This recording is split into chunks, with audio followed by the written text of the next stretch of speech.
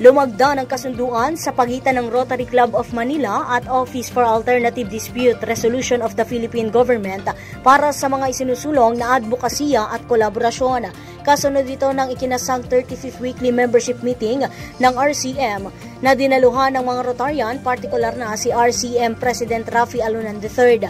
Naging guest of honor at speaker sa pagpupulong ang Executive Director ng ADR na si Attorney Irene Alogok na nagbigay ng mahalagang mensahe sa mga Rotarians maging sa publiko.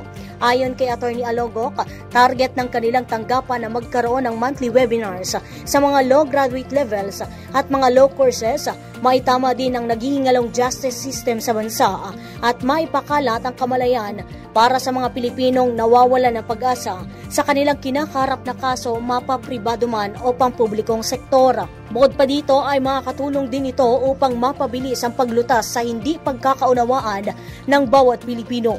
Samantala ay magkakaroon din ng programa ang ADR para sa libreng training bago matapos ang taong 2024 para sa mga lawyers at non-lawyers.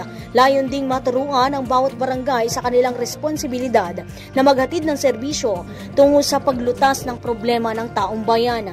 Nagpasalamat naman sa RCM si Attorney Alogok sa ginawang imbitasyon at paglalaan ng oras para sa ADR. Ito si Patrol 30 Jelly Mendez nag-uulat para sa impilang may todong lakas sa DWIZ. Nagbabalita ng tama, naglilingkod ng tama.